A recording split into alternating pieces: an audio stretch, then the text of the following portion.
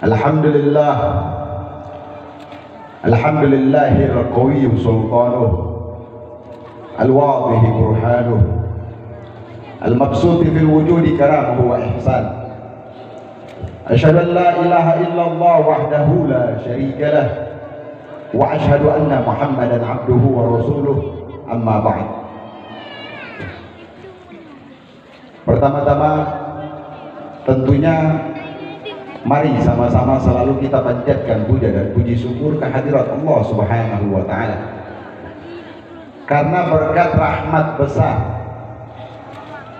yang masih Allah Subhanahu wa taala titipkan kepada kita, salah satunya adalah rahmat nikmat umur, nikmat kesehatan, hingga kita masih diberikan kesempatan berkumpul di tempat yang mulia ini guna merayakan Maulid Nabi besar Muhammad sallallahu alaihi wasallam. Kemudian tak lupa pula salawat serta salam selalu dan selalu kita haturkan dan panjatkan kepada baginda Nabi sallallahu alaihi wasallam. Karena berkat perjuangan beliau telah memberikan manfaat yang begitu besar kepada umat muslimin di seluruh dunia, hingga kita bisa kemudian mengenal Islam secara kafah. Kemudian tak lupa pula saya ucapkan beribu-ribu terima kasih kepada yang terutama yang saya muliakan, pimpinan daya abadi kita beserta istri dan seluruh keluarga Pondok Pesantren Darul Muslimin. Dan mari sama-sama kita mengangkat hajat kita, mengangkat doa kita, terkhususnya kita tujukan kepada beliau. Semoga dengan wasilah Maulid Nabi sallallahu alaihi wasallam Allah mengangkat penyakit beliau, Allah sembuhkan beliau kembali sedia kala. Semoga kemudian Allah berikan rahmat nikmat kesehatan yang dicurahkan kepada beliau, khususnya supaya beliau bisa mengabdi kembali di daya Darul Muslimin. Kemudian saya ucapkan juga beribu-ribu terima kasih kepada yang saya muliakan, para alim ulama Tanah Nangro Aceh Darussalam.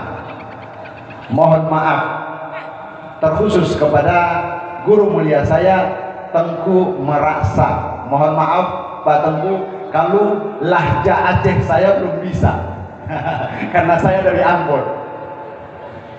Saya muliakan kepada beliau, guru mulia saya, kepada alim ulama Tanah Nangro Aceh Darussalam.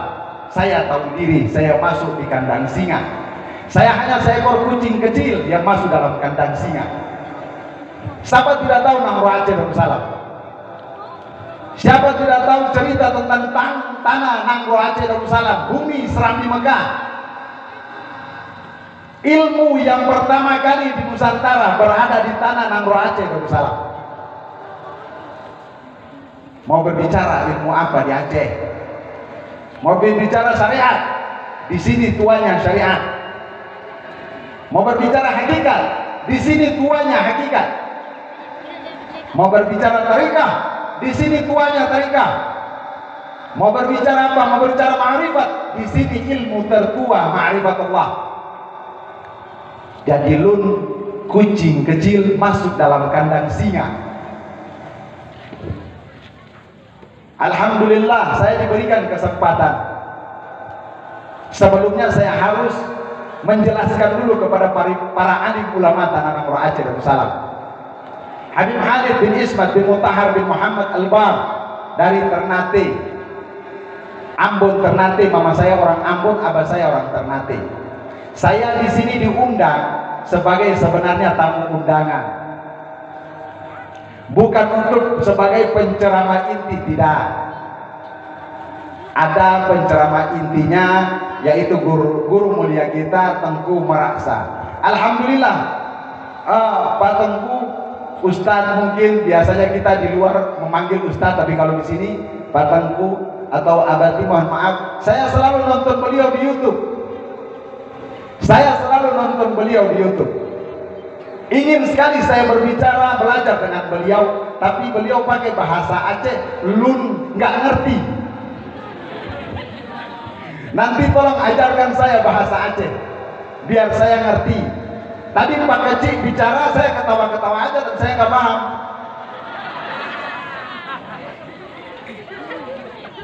Yang penting saya lihat lucu aja, saya ketawa.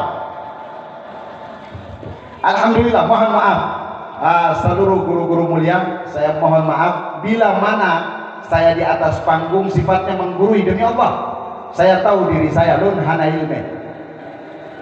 Saya hanya memberikan sedikit apa yang saya tahu karena permintaan dari panitia. Habib, tolong sampaikan sedikit walau kelaiman, walau sepatah dua patah kata. Saya mohon maaf dan terima kasih kepada tamu hadirin undangan sekalian, khususnya Kampung Loawe. Alhamdulillah. Mohon maaf, saya berdiri ya. Saya permisi berdiri karena ini sebenarnya adalah tempat guru mulia kita. Jadi saya berdiri saja. Takut jatuh adab. Tidak kenal maka tidak sayang. Begitulah kata pepatah. Sedikit saya mengenalkan tadi, nama saya Khalid bin Ismat bin Mutahar bin Muhammad Albar, Mufti Kesultanan Ternate bin Abdurrahman Albar Ampel, Surabaya. Jadi asli saya, silsilah Albar saya berasal dari Surabaya. Kemudian kakek saya Habib Abdurrahman Albar punya anak Habib Muhammad berdakwah ke tanah Indonesia Timur. Kemudian beliau singgah berdiam di Indonesia Timur. Beliau mengislamkan sebagian dari kota Ternate, sebagian besar, dan kemudian beliau menjadi mufti Kesultanan pertama kota Ternate bermarga Albar. Itulah datu saya, dari saya ke beliau Khalid bin Ismat bin Mutahar bin Muhammad IV bin Abdurrahman Ampel, Surabaya, Imam Masjid Ampel, Surabaya. Alhamdulillah saya masuk di Aceh baru sudah beberapa tahun yang lalu. Saya di Aceh, kemudian saya keluar lagi, kemudian saya pulang lagi. Kemarin ada 6 bulan. Ada 6 bulan saya pulang dan saya baru datang mungkin baru 1 minggu. Mungkin baru 1 minggu saya diundang di acara maulid salah satu sahabat kita di Loawe juga, yaitu Parudi. Kemudian ditahan, diundang di Daya Darul Muslimin. Alhamdulillah saya bisa berjumpa dengan fans saya, yaitu Tengku Meraksa. Tapi mohon maaf, saya belum paham bahasa Aceh. Ini luar biasa, undangannya adalah merayakan maulid baginda Nabi Sallallahu Alaihi Wasallam, yang tentunya kita semua harus mengikuti akhlak Nabi. Kita pelajari akhlak Nabi, kita pelajari kehidupan sosial Nabi, bagaimana Nabi kemudian hidup dengan bersosial masyarakat, dengan akhlak beliau. Ini yang perlu kita contohi, ini yang perlu kita pelajari. Nah, kita merayakan maulid Nabi Sallallahu Alaihi Wasallam, manfaatnya begitu besar. Salah satu manfaat yang paling besar yaitu kita diajarkan oleh alim ulama bagaimana sifat dan karakter kehidupan Nabi Sallallahu Alaihi Wasallam. Kemudian kita bisa bawa sebagai implementasi kehidupan kita di masyarakat pada umumnya. Itu manfaat pertama. Manfaat yang berikutnya dalam kita merayakan maulid Nabi Sallallahu Alaihi Wasallam yaitu adalah kita jamaah, kita kumpul, kita berkumpul dan kemudian diberikan sedekah. Ada orang-orang yang memberikan sedekah makanan. Ada kemudian dari perkumpulan ini mendapatkan bermanfaat ilmu yang sangat bermanfaat, pengetahuan yang mungkin kita tahu. Maka ternyata merayakan maulid Nabi Sallallahu Alaihi Wasallam ternyata untungnya atau faedahnya lebih besar. Kita bisa saling mengingatkan satu sama lain. Seperti tadi Pak Kecik bisa mengingatkan kepada orang-orang tua, bisa mengingatkan kepada anak-anaknya, bisa kemudian mengingatkan untuk memakmurkan masjid. Itu momennya ternyata di dalam Maulid Nabi Sallallahu Alaihi Wasallam kita bisa saling sama-sama saling mengingatkan. Artinya apa? Artinya ternyata di dalam merayakan Maulid Nabi Sallallahu Alaihi Wasallam adalah dampak manfaat baik yang sangat besar. Maka terserah dengan orang-orang yang maaf-maaf, yang pemahaman sebelah, yang mengatakan bahwasannya Maulid itu bid'ah, itulah kebodohan mereka. Karena mereka tidak merayakan Maulid, mereka tidak hadir di Maulid, maka mereka tidak tahu faedah-faedah yang ada di dalam Maulid Nabi Sallallahu Alaihi Wasallam. Kemudian di dalam Maulid juga, di dalam Al-Quran juga sudah menerangkan. Ada satu dalil pegangan yang kita rata-rata sudah tahu semua, apalagi anak-anak daya atau anak-anak santri. Yang itu kemudian menjadi dalil pegangan kita bahwasannya kita merayakan Maulid itu ada tuntunannya atau ada perintahnya di dalam Al-Quran.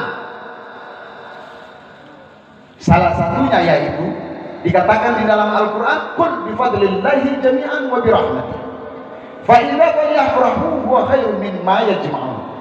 Nah, rahmat di sini ditafsirkan kepada Nabi besar Muhammad Sallallahu Alaihi Wasallam. Allah mengatakan bahwasannya, katakan kepada mereka, wahai Muhammad, kepada umatmu, cukup dengan rahmatku, rahmat yang besar, yaitu Nabi Muhammad Sallallahu Alaihi Wasallam. Yang dimaksud rahmat di dalam Al-Quran itu dalam tafsirnya adalah Nabi Muhammad Sallallahu Alaihi Wasallam. Maka Allah katakan apa? Falyafrahu, suruh mereka bergembira. Huwa khairun mimma yajma'un. Karena rahmat itu sangat luar biasa. Manfaat hakikat rahmat itu sangat luar biasa. Salah satunya adalah rahmat itu yang nanti akan mendorong kita atau membuka jalan menuju kepada Allah Subhanahu wa Ta'ala dengan syafaatnya. Maka perintah Allah adalah bergembira. Maka ketika kita bergembira dengan Maulid Nabi Sallallahu Alaihi Wasallam dalam pemahaman kita Ahlus Sunnah wal Jamaah, maka hukumnya tidak apa-apa. Itu salah satunya. Kemudian di dalam Maulid Nabi Sallallahu Alaihi Wasallam juga kita belajar tentang akhlak-akhlak, karakter-karakter Nabi Sallallahu Alaihi Wasallam. Kita bisa tahu karakter, akhlak, kehidupan Nabi bersosial masyarakat sehari-hari. Kita bisa tahu bagaimana beliau hidup dengan sesama muslim, bagaimana beliau hidup dengan orang kafir. Ada tuntunannya supaya kita tidak salah kaprah. Bagaimana di dalam Maulid kita bisa ada kesempatan para tengku bisa bercerita, ternyata Nabi ketika hidup bersosial masyarakat, ketika Nabi hidup dengan kalangan orang-orang muslim, umat-umatnya, maka Nabi kemudian mengangkat mereka adalah sahabat, adalah saudara. Seperti tuntunan hadisnya, al-muslim kal jasadil wahid. Orang muslim itu adalah satu batang tubuh. Maka orang muslim bersama muslim, Nabi itu mengangkat sahabat, mengangkat saudara. Kalau orang Ambon bilang ada saudara mengaku atau angkat saudara. Tapi ketika Nabi hidup berdampingan dengan orang kafir, Nabi tetap menghargai, menghormati mereka sebagai makhluk Allah Subhanahu wa Ta'ala. Laisa sahabat wa laisa akhi. Bukan sahabat, bahkan bukan saudara. Karena ini masalah prinsip akidah. Ini bisa kita terapkan dalam kehidupan kita. Nanti insya Allah kalau saya bicara kurang jelas atau mungkin ada salah, insya Allah nanti bisa dikoreksi sama guru mulia kita. Kemudian di dalam kehidupan Nabi Sallallahu Alaihi Wasallam, di dalam kitab Al-Imam Muhammad Ad-Dibai, Allah mengatakan bahwasannya Nabi Muhammad sifatnya adalah kana khuluquhul Quran. Ternyata sifat akhlak Nabi adalah akhlaknya Al-Quran. Wa shimmatuhul ghufran. Sifat Nabi adalah suka memaafkan. Wa shimmatuhul ghufran. Kana khuluquhul Quran wa shimmatuhul ghufran. Akhlak beliau adalah akhlak Al-Quran. Sifat yang diajarkan di dalam Al-Quran adalah memaafkan. Jadi kita bisa kemudian mencontoh bahwasannya kita bisa memakai salah satu sifat Nabi sebagai sunnah yang kita implementasikan adalah saling memaafkan. Karena huruful Quran wa syimmatuhul kufran yansahu lil insan. Sifat berikutnya adalah Nabi Muhammad selalu di mana saja memberikan nasihat-nasihat yang baik kepada manusia. Makanya sifat ini yang kita pakai, mandalla ala khair fa huwa mithlu ajrin fa'il. Sifat ini yang kita pakai dengan dalil hadis yang memperkuat bahwasanya kita mengajak orang untuk berbuat kebaikan. Maka ketika orang itu berbuat kebaikan, kita mendapatkan pahala jariahnya. Karena sifat Nabi adalah apa? Adalah salah satunya yang sahulul insan, di mana beliau berkumpul, beliau memberikan nasihat. Wa yafsahu bil ihsan, selalu berkumpul, di mana beliau berkumpul, beliau menebarkan kebaikan. Kemudian apa? Wa ya'fu 'anil dzambi idza kana fi haqqihi wa sababihi. Sifat Nabi berikutnya adalah ketika beliau itu dizalimi terkait dengan pribadi beliau tetap memaafkan. Ketika beliau dizalimi terkait dengan sifat pribadi beliau memaafkan. Jadi ketika kita dizalimi terkait dengan pribadi kita, maka kita bisa mencontoh sifat beliau memaafkan. Tapi ada sifat beliau yang berikutnya yang kemudian menjadi contoh. Ada ulama yang berpegang dengan cara dakwah itu, ada ulama yang berpegang dengan cara dakwah yang lain, ada ulama berpegang dengan cara dakwah yang lain. Yaitu apa? Wa idza buyi'a haqqallahi lam yakum ahadun bi ghadabi. Ketika hak Allah dilanggar, Nabi berdiri dan tidak ada satupun yang mampu menghalangi beliau. Salah satu sifat Nabi berikutnya adalah berdiri melawan hak Allah, berdiri melawan agama Allah. Ketika agama Allah diinjak-injak, Nabi berdiri dan tidak ada satupun yang mampu menghalangi beliau. Ini yang kemudian menjadi senter dakwah para alim ulama yang berdakwah dengan tangannya, dengan keras lantang, karena mereka bersandar kepada sifat Nabi yang dikatakan tadi, wa idza haqqullahi lam yakun ahadun biqadri. Kemudian ada sifat Nabi yang kemudian selalu menebarkan yang sahulil insan, di mana beliau duduk beliau menebarkan kebaikan, beliau melantunkan kaidah-kaidah kebaikan, nasihat-nasihat kebaikan. Maka ada alim ulama yang kemudian mereka itu berdakwah tidak dengan gerasak gerusuk, kata bahasa Indonesia, gerasak gerusuk dengan lantang, tapi mereka tetap menebarkan kebaikan. Karena ada opsi dakwah Nabi itu, ternyata ada opsi dakwah yang keras ketika hak Allah dilanggar, tapi ada opsi dakwah beliau berikutnya adalah memberikan nasihat yang lembut. Itu salah satu, itu adalah sifat-sifat karakter Nabi yang diajarkan di dalam kitab-kitab Maulid. Kemudian ada sifat beliau juga, yaitu salah satunya adalah menghargai orang miskin. Nabi itu sangat menghargai orang miskin. Ini yang perlu kita pakai. Ustaz Iksan, ada air? Mohon maaf. Saya mohon maaf, guru-guru mulia, saya minum sebentar.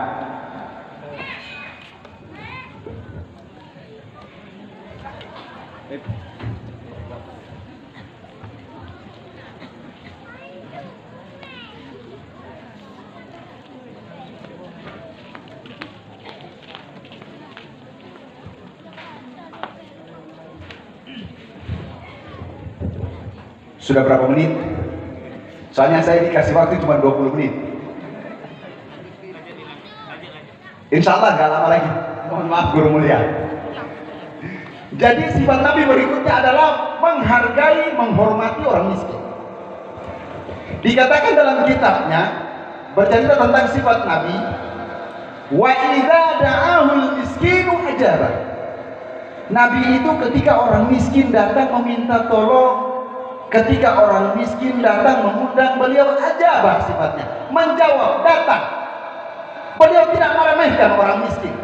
Hari ini kita, kalau kita tidak belajar sifat Nabi, orang miskin datang, padahal orang miskin ini kalau dalam kaidah tauhid tidak ada satu langkah pun bisa kemudian kita langkah kalau tidak diarahkan sama Allah Subhanahu wa ta'ala.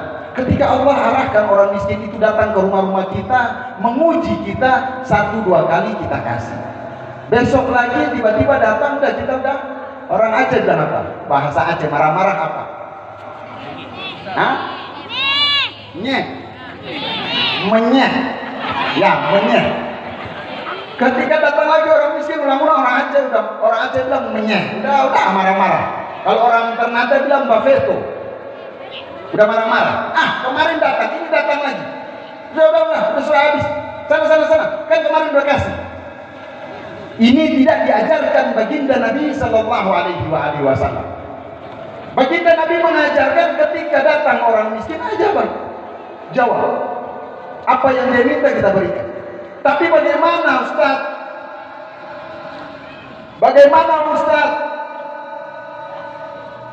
Keluar dahak. Bagaimana Ustaz kalau waktu dia datang kita nggak ada? Ya, kita diajarkan menolak dengan ihsan, dengan baik. Karena kalau kita menolak dengan baik maka Allah akan membalas itu. Dalilnya adalah al-ihsan bijinsil ihsan. Kebaikan itu Allah akan balas dengan kebaikan. Kalau kita tolak dengan keburukan, kita tolak dengan kata-kata yang kasar, maka Allah pun akan membalas dengan yang semacam itu. Maka kita bisa pegang bahwasanya sifat Nabi itu menerima. Orang miskin datang, beliau terima. Beliau diundang, beliau ajabah, datang. Dengan keadaan menerima segala sesuatu yang disajikan, beliau menerima. Beliau mengajarkan menolak dengan ihsan. Karena di ihsan, ketika kita menolak dengan ihsan, maka akan dibalas dengan ihsan, al-ihsan bijinsil ihsan. Kemudian sifat Nabi juga salah satunya yang paling luar biasa, yang selalu dipegang oleh orang-orang alim ulama kita, yaitu yaqulul haqqu walau kana murran. Ternyata sifat Nabi yang berikutnya adalah berkata yang benar walaupun pahit hasilnya. Maka berbicara tentang kebenaran tidak ada toleransi. Kalau kata saya punya kawan, itu berikan hukum jangan abu-abu. Begitu saya kasih hukum abu-abu, jika abu-abu bingung dia. Kalau minta hukum jangan abu-abu seperti itu hukum. Yaqulul haq walau kana murran. Berkata yang benar walaupun hasilnya pahit. Artinya ketika kita sampaikan kebenaran, ketika mereka mau mengikuti menerima, alhamdulillah. Tapi kalau mereka tidak mengikuti, bahkan nanti mendapat cacian, itulah makanan orang-orang yang menyampaikan kebenaran. Kemudian sifat Nabi berikutnya wala yaqulu wala yaf'alu illa ma'rufan. Tidak berkata dan tidak berbuat melainkan yang baik-baik. Apa bahasa Aceh bilang yang baik-baik? Good. Kayak bahasa Inggris. Good. Good. Ya orang Ambon bilang sing ada lawan. Jadi Rasulullah itu sifat berikutnya adalah yaqul wa ma yaqul wa yaf'alu illa ma'rufan. Berkata, tidak berkata dan tidak berbuat kecuali yang baik-baik. Kemudian sifat Nabi juga mengingatkan kepada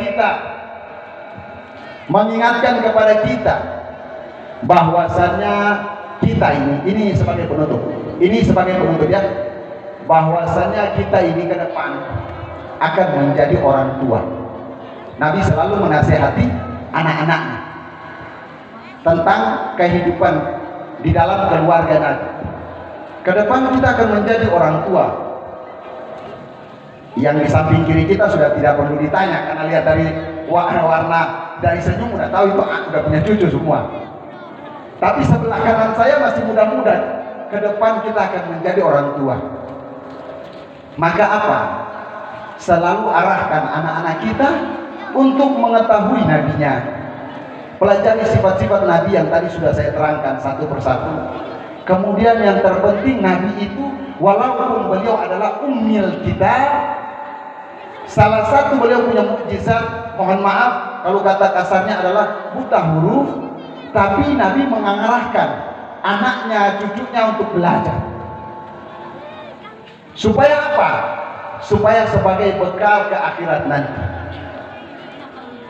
Bahkan Nabi selalu mengingatkan kepada anak-anak mereka tentang dalil Al-Quran yang Allah katakan wal yakhshal ladina law taraku.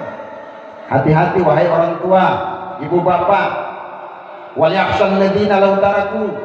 Suatu saat ketika kalian meninggal, kalian akan meninggalkan min khalfihim dzurriyyatan dhi'afan, min khalfihim dzurriyyatan dhi'afan.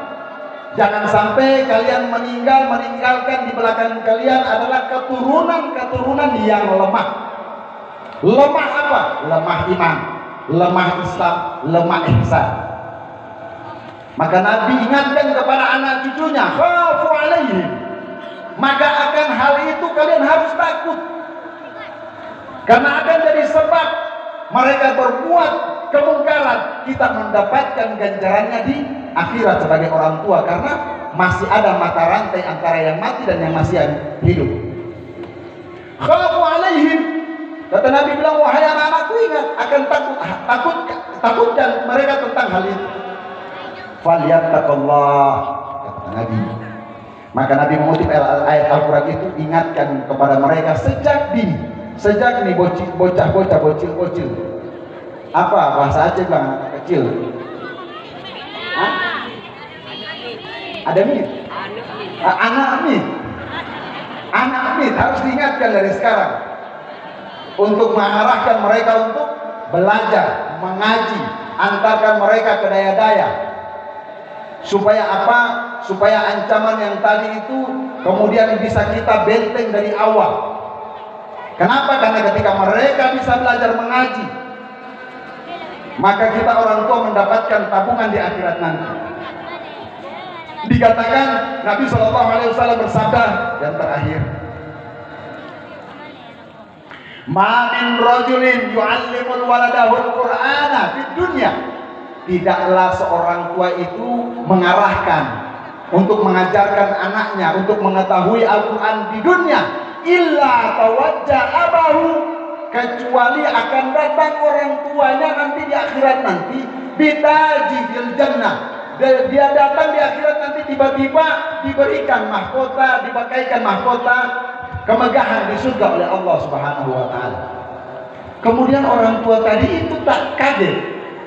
Ya Allah, apa yang saya lakukan di dunia? Tidak ada hal besar yang saya lakukan di dunia, tapi saya di surga dipakaikan mahkota oleh Allah Subhanahu wa taala, ditinggikan derajat di surga. Maka dengan itu ya'rifu bihi ahlul jannah. Orang-orang penghuni surga itu kenal. Wah, luar biasa, anak si fulan mendapatkan kedudukan yang luar biasa di surga. Maka si fulan tersebut bingung, apa yang saya lakukan di dunia? Tidak ada hal yang wow. Kalau bahasa gaulnya tidak ada hal yang wow. Ketika itu Allah menjawab, bi ta'limi waladahul qur'ana di dunia. Karena sebab kamu mengajarkan Al-Quran, kamu mengarahkan anak-anak kamu untuk mempelajari ilmu-ilmu Allah di dalam Al-Quran, maka dia mengamalkannya. Itulah kamu mendapatkan kedudukan yang tinggi derajatnya di sisi Allah Subhanahu wa ta'ala. Wallahu a'lam bishawab. Jangan lupa sebelum saya tutup, yang ada bawah HP, jangan lupa subscribe channel Muhyiddin TV Albar 2. Itu channel YouTube saya, Muhyiddin TV Albar 2. Oke, sampai di sini saja. Mohon maaf guru mulia, saya mohon maaf bila mana sifatnya saya menggurui. Demi Allah, lun tahu lun berada di mana, lun berada dalam kandang singa, lun hana ilme, hanya sedikit memberikan sedikit pengarahan kepada saudara, kok pakai bahasa Ambon, kepada saudara-saudara lun yang ada di tanah Nangro Aceh Darussalam. Karena orang Aceh harus ingat, kita Maluku ada ikatan emosional dengan Nangro Aceh Darussalam. Sejarahnya ada salah satu daerah di tempat saya namanya Patani di Ternate. Di situ masih banyak para alim ulama di Tanah Nangro Aceh Darussalam masih banyak, karena pada zaman penjajahan mereka dibuang ke Ternate. Di sana masih memakai gelar teku, masih memakai gelar tengku, masih ada. Karena ulama-ulama Aceh dibuang di tanah Nangro Aceh Darussalam. Mungkin salah satu, saya punya kakek-kakek dulu dari nenek-nenek saya, mungkin pernah belajar ilmu dari tanah Nangro Aceh Darussalam, maka saya diarahkan bisa datang di tanah Nangro Aceh Darussalam Serambi Mekah. Demi Allah, saya dulu tidak tahu Aceh itu di mana. Saya itu tidak pernah tahu Aceh itu di mana. Tapi alhamdulillah sekarang saya berada di bumi Serambi Mekah, Nangro Aceh Darussalam. Wassalamualaikum warahmatullahi wabarakatuh. Waalaikumsalam warahmatullahi wabarakatuh.